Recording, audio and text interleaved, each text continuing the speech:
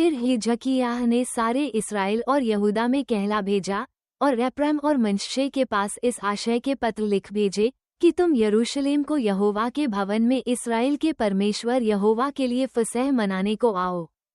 राजा और उसके हाकिमों और यरूशलेम की मंडली ने सम्मति की थी कि फसह को दूसरे महीने में मनाएं।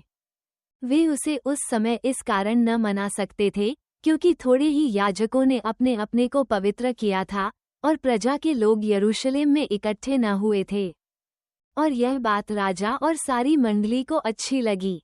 तब उन्होंने ये ठहरा दिया कि बेरशेबा से लेकर दान के सारे इस्राएलियों में ये प्रचार किया जाए कि यरूशलेम में इस्राएल के परमेश्वर यहोवा के लिए फसह मनाने को चले आओ, क्योंकि उन्होंने इतनी बड़ी संख्या में उसको इस प्रकार न मनाया था जैसा कि लिखा है।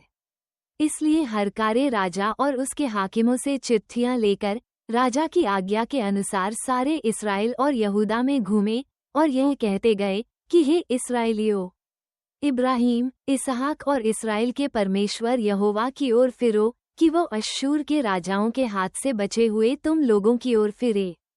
और अपने पुरखाओं और भाइयों के समान मत बनो जिन्होंने अपने पूर्वजों के परमेश्वर यहोवा से विश्वासघात किया था और उसने उन्हें चकित होने का कारण कर दिया, जैसा कि तुम स्वयं देख रहे हो।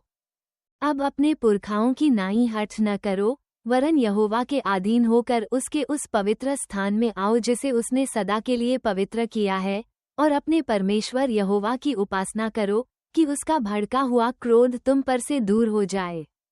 यदि तुम यहोवा की ओर फिरोगे तो जो तुम्हारे भाइयों और लड़के बालों को बंधुआ बना के ले गए हैं, वे उन पर दया करेंगे और वे इस देश में लौट सकेंगे, क्योंकि तुम्हारा परमेश्वर यहोवा अनुग्रहकारी और दयालु है, और यदि तुम उसकी ओर फिरोगे तो वो अपना मुंह तुमसे न मोड़ेगा। इस प्रकार हरकारे एप्रैम और मनश्शे के देशे में नगर नगर होते हुए जबूलून तक गए, परंतु उन्होंने उनकी हंसी की और उन्हें ठट्ठों में उड़ाया।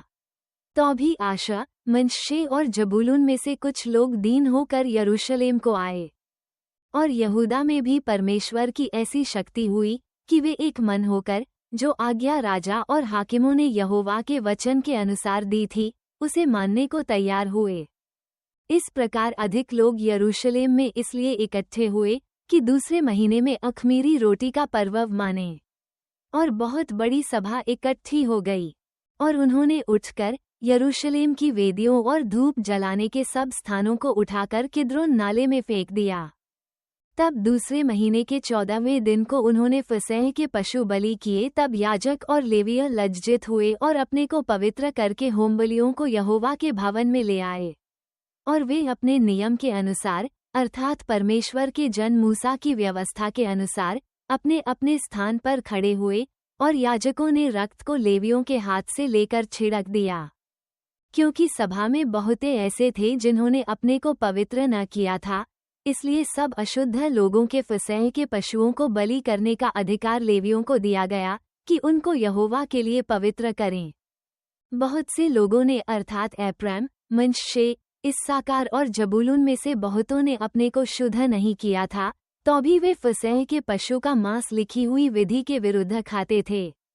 क्योंकि हिजकिय्याह ने उनके लिए ये प्रार्थना की थी कि यहोवा जो भला है वो उन सबों के पाप ढांप दे, जो परमेश्वर की अर्थात अपने पूर्वजों के परमेश्वर यहोवा की खोज में मन लगाए हुए हैं, चाहे वे पवित्र स्थान की विधि के अनुसार शुद्ध न भी हों। और यहोवा ने हिजकिय्याह की यह प्रार्थना सुनकर लोगों को चंगा किया। और जो इज़राइली यरूशलेम में उपस्थित थे, वे 7 दिन तक अख़मीरी रोटी का पर्व बड़े आनंद से मनाते रहे, और प्रतिदिन लेवीय और याजक ऊंचे शब्द के बाजे यहोवा के लिए बजाकर यहोवा की स्तुति करते रहे। और जितने लेवीय यहोवा का भजन बुद्धिमानी के साथ करते थे, उनको हिजकिय्याह ने शांति के वचन कहे। इस प्रकार वे मेलबली चढ़ाकर और अपने पूर्वजों के परमेश्वर यहोवा के सम्मुख पापांगीकार करते रहे और उस नियत पर्व के 7 दिन तक खाते रहे। तब सारी सभा ने सम्मति की कि हम और 7 दिन पर्व मानेंगे, सो उन्होंने और 7 दिन आनंद से पर्व मनाया। क्योंकि यहूदा के राजा हिजकिय्याह ने सभा को 1000 बछड़े और 7000 भेड़ बकरियां दे दी, और हाकिमों ने सभा को 1000 बछड़े और 10,000 भेड़ बकरियां दी, और बहुत से याजकों ने अपने को पवित्र किया।